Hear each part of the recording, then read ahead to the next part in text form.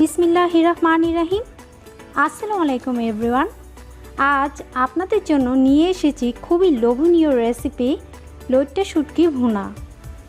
আমি ঠিক যেভাবেই শুটকি ভুনা করি ঠিক সেভাবেই আপনাদেরকে করে দেখাবো। চলুন দেখে নিই।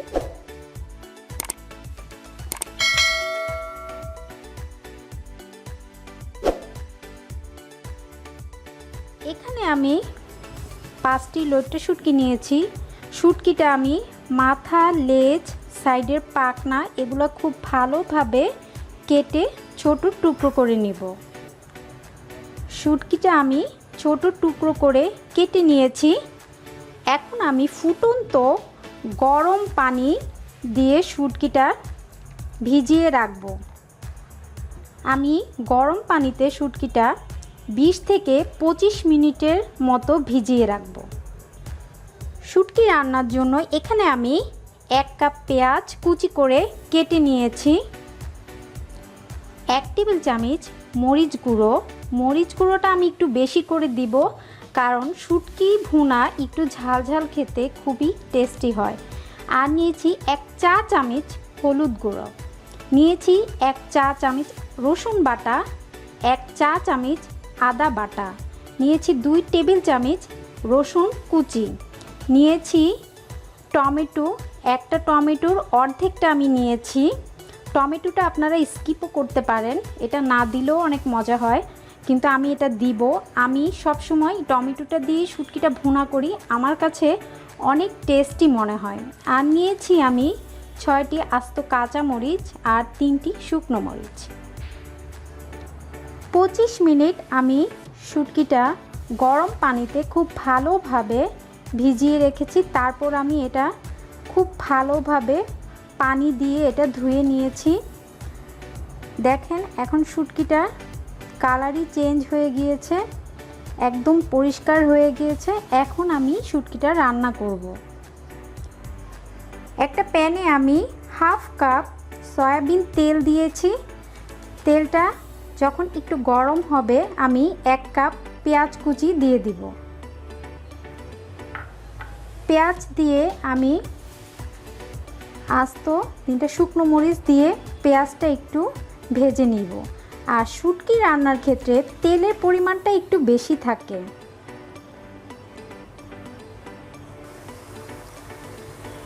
দু টেবিল চামচ রসুন কুচি দিয়ে দিব। আমি রসুনটা পেঁয়াজের সাথেই একটু নরম করে ভেজে নিব, একদম বাদামি করব না, হালকা একটু ভেজে নিব। পেঁয়াজটা যখন নরম হয়ে আসবে এই পর্যায়ে আমি 1 চা চামচ আদা বাটা আর রসুন বাটা দিয়ে দিব। আর সাথে টমেটো দিয়ে দিব। হলুদ গুঁড়ো 1 টেবিল চামচ, মরিচ গুঁড়ো 1 চা চামচ দিয়ে আমি মশলাটা খুব ভালোভাবে কষিয়ে নেব। মশলাটা একটু তেলের সাথে মিশিয়ে নেওয়ার পর আমি শুটকি দিয়ে দিব। আর দিয়ে দিব স্বাদ মতো লবণ। দিয়ে আমি শুটকিগুলো মশলার সাথে খুব ভালোভাবে মিক্স করে নিব। একটু আমি এখনও কোনো পানি দেইনি, আমি পানি ছাড়াই তেলের সাথে মশলার সাথে শুটকিটা একটু ভেজে নিব। শুটকিটা একটু প্রায় 2 মিনিটের মতো আমি মশলার সাথে একটু কষিয়ে নিয়েছি। এখন আমি অল্প একটু পানি দিয়ে দিব। পানি দিয়ে এটা ঢেকে রাখবো 2 মিনিটের জন্য। চুলার আঁচটা মাঝারিতে রেখে আমি এটা 2 মিনিটের জন্য ঢেকে রাখব।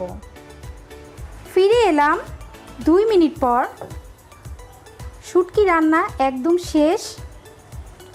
লইট্টা শুটকি কিন্তু খুব নরম থাকে। আর এটা আমি 25 মিনিটের জন্য গরম পানিতেও ভিজিয়ে রেখেছি, এটা রান্না হতে বেশি সময় লাগে না। এবার আমি আস্ত কাঁচামরিচ দিয়ে দিব। আর লবণটাও চেক করে নিয়েছি। আরও 2 মিনিট একটু আমি রান্না করে নিব। টমেটোগুলোও কিন্তু একদম শুটকির সাথে মিশে গিয়েছে।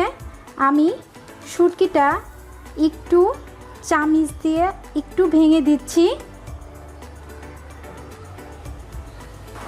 শুটকি ভুনা একদম শেষ, আমি চুলাটা অফ করে দিয়েছি। এবার আমি এটা সার্ভ করে আপনাদের দেখাবো। এই লইট্টা শুটকি ভুনা আর গরম গরম ভাত অথবা খিচুড়ি দিয়ে খেতে কি যে মজা। যারা শুটকি পছন্দ করেন তারা বুঝবেন কতটা মজার, যারা করেন না তারাও এই রেসিপিটি ট্রাই করে দেখতে পারেন। আশা করি ভালো লাগবে। আমার রেসিপিটি কেমন হলো কমেন্টসে জানাতে ভুলবেন না। আর একটা লাইক ও সাবস্ক্রাইব করে আমার পাশে থাকবেন, আমার জন্য দোয়া করবেন। আর আপনারা সবাই অনেক অনেক ভালো থাকবেন। আল্লাহ হাফেজ।